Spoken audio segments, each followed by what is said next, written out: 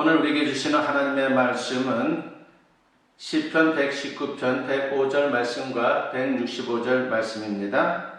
먼저 105절 말씀을 봉독해 올립니다. 주의 말씀은 내 발의 등이요 내 길의 빛이니이다. 아멘. 또 한 절만 봅니다. 165절 말씀, 주의 법을 사랑하는 자에게는 큰 평안이 있으니 그들에게 장애물이 없으리이다. 아멘. 오늘 이 두 절 말씀을 가지고 말씀을 가까이라고 하는 제목으로 여러분과 은혜를 나누고 도전을 받고자 합니다. 인생을 시행착오도 하지 않고 후회도 하지 않으려면 과연 어떻게 살아야 합니까?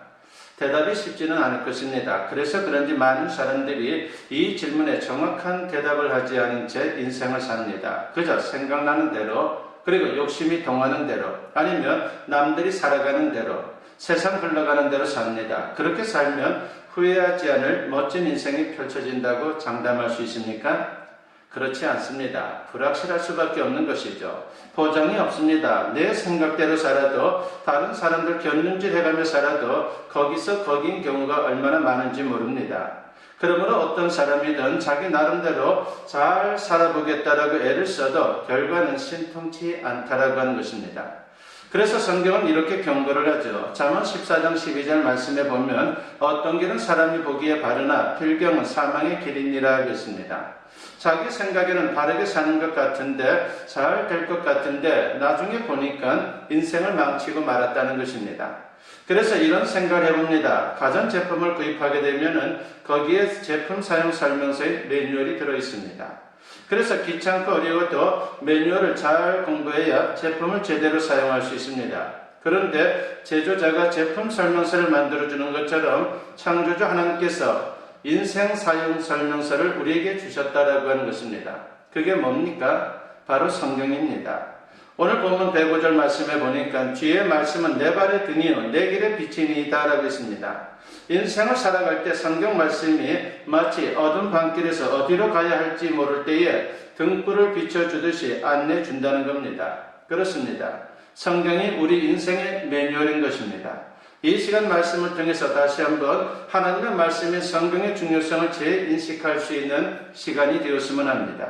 그래서 모쪼록 인생 매뉴얼인 성경을 통해서 우리 인생이 더 풍성케 되고 승리할 수 있기를 축원합니다. 첫 번째 생각해보고자 하는 것은 성경은 하나님의 말씀으로 정확무한 절대 진리라고 하는 것입니다. 여러분, 정말 성경이 하나님의 말씀인 것을 믿습니까? 대충 믿는 게 아니라 정말 확신해야 합니다. 그렇다면 성경은 어떻게 기록된 것입니까? 베드로후서 1장 21절 말씀에 보면 예언은 언제든지 사람의 뜻으로 낸 것이 아니요 오직 성령의 감동하심을 받은 사람들이 하나님께 받아 말한 것임이라고 했습니다. 여기서 예언이라고 하는 것은 성경 말씀을 가리키는 겁니다. 성경을 사람들이 기록한 것은 맞지만 자기 마음대로 기록한 게 아니라고 하는 것이죠. 성경은 성령의 감동으로 하나님으로부터 받은 말씀을 사람들이 기록한 것입니다. 성령의 감동을 가리켜서 신학용어로 표현하면 영감이다라고 그렇게 말할 수가 있습니다. 영감이라고 하는 것은 본래 하나님이 호흡을 불어넣었다라고 하는 뜻입니다. 그래서 성경은 인간이 기록했지만 하나님의 뜻을 고스란히 담아낼 수 있었던 것입니다. 성경의 특징 몇 가지만 살펴봐도 이런 사실을 우리는 실감할 수 있습니다. 성경은 모두 66권입니다. 그런데 그 하나하나가 일목요연하게 한 가지 주제를 말하고 있다는 것입니다. 그 주제는 바로 예수 그리스도를 통한 구원과 그리고 삶인 것입니다. 성경은 1600년 동안 40여 명이 기록했습니다. 그런데 모든 기록자들이 한데 모여서 편집회의를 단 한 번도 하지 않았습니다. 더욱이 기록자들의 면면이 너무나도 다르다라고 하는 것입니다. 베드로는 불합무식한 어부 출신입니다. 그리고 반대로 모세나 바울 같은 사람들은 학문에 능한 사람들이었습니다. 그런데 66권이 완전한 통일성과 정확무성을 갖고 있습니다. 이렇게 따져보면 성경은 하나님의 말씀일 수밖에 없다라고 하는 결론에 도달합니다. 특히 66권의 책만을 정경이다라고, 즉 캐논이다라고 그렇게 부릅니다. 그 외 다른 어떤 문서도 성경이 될 수 없다라고 하는 것이죠. 캐논은 헬라어로 카논이라고 하는데 이것은 본래 갈대라고 하는 뜻입니다. 고대는 표준자가 없었습니다. 그래서 갈대를 꺾어서 대충 길이를 측정했습니다. 그래서 이 단어가 갈대라고 하는 의미 외에 척도, 표준 등의 의미를 갖게 된 것입니다. 그러니까 무슨 말입니까? 성경 66권만이 진리의 표준이며 인생의 절대 기준이라고 하는 것을 우리에게 말하고 있는 것입니다. 두 번째로 우리가 생각해 보고자 하는 것은 성경은 하나님이 주신 인생 매뉴얼이다라고 말할 수가 있습니다. 한마디로 말해서 성경은 성공적인 인생을 위한 지침서가 됩니다. 왜냐하면 성경은 우리를 구원의 길로 그리고 더 나아가 축복의 길로 인도해 주기 때문입니다. 첫째로 성경은 구원으로 인도를 합니다. 인생에서 가장 중요한 문제가 뭡니까?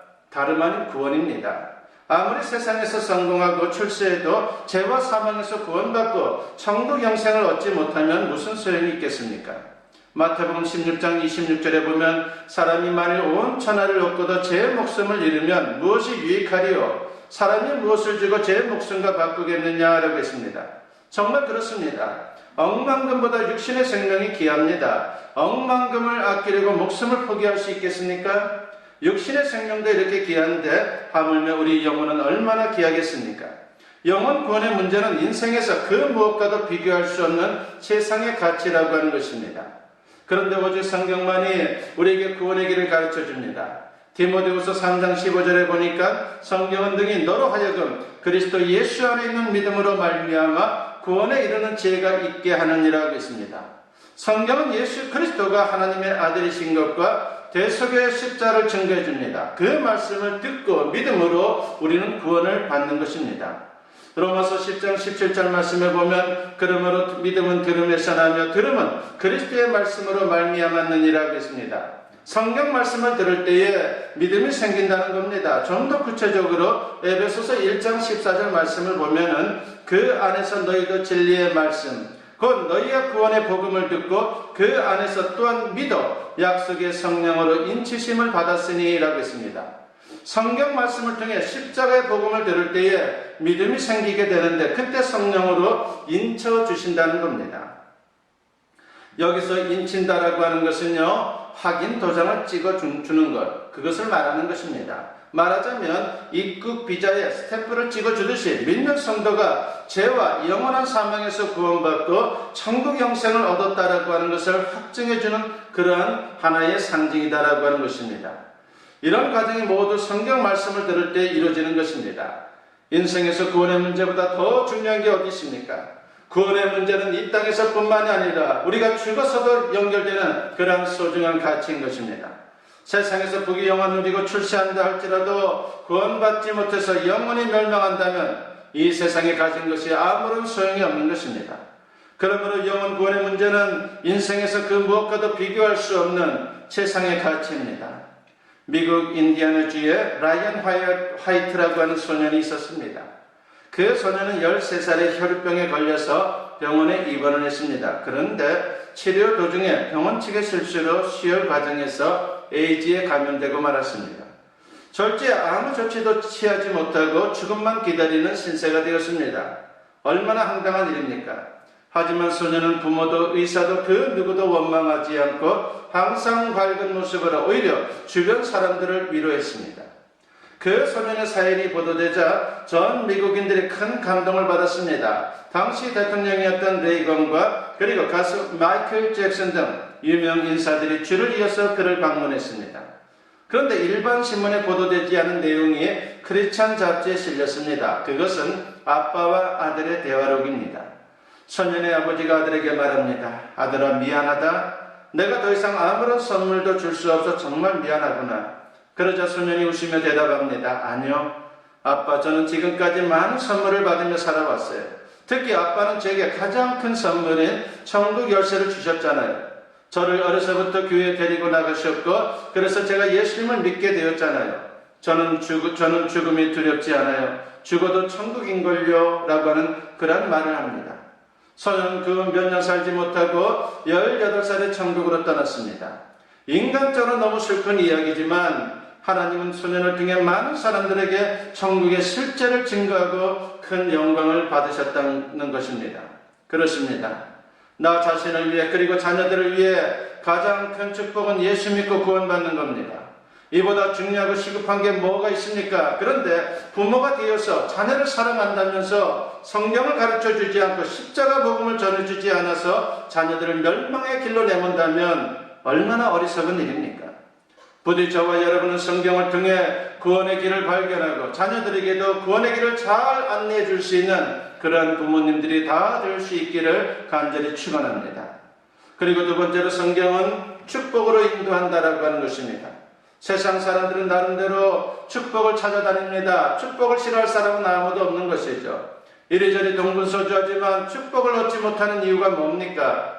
축복은 오직 인생만사 우주 만물을 주관하시는 하나님으로부터 내려오는데 하나님을 무시하고 살기 때문에 제대로 된 축복을 받지 못하는 것입니다. 그러므로 말씀을 따라가고 말씀대로 살면 하나님께서 반드시 축복하신다라고 하는 것을 믿을 수 있기를 바랍니다. 오늘 본문 165절 말씀에 보니까 주의 법을 사랑하는 자에게는 큰 평안이 있으니 그들에게 장애물이 없으리이다라고 했습니다. 말씀을 사랑하고 지키는 자에게 큰 평안이 있다는 것입니다. 그리고 거칠 게 없는 축복의 하이웨이가 펼쳐진다라고 하는 것입니다. 세상이 아무리 험해도 때때로 고난이 가로막아도 결국은 승리할 수밖에 없습니다. 인간이 죄에 아무리 날뛰어도 별 수 없는 것입니다. 오직 하나님만 바라보고 말씀만 의지하며 나아가야 합니다. 그래야 축복의 길로 인도받는 것입니다. 이게 바로 축복의 공식입니다. 누가복음 5장에 보면 시몬 베드로가 예수님을 만나서 놀라운 기적을 체험하는 사건이 소개되고 있습니다. 그는 갈릴리 바다에서 잔뼈가 굵은 어부입니다. 그런데 밤새 그물질을 했지만 허탕이었습니다.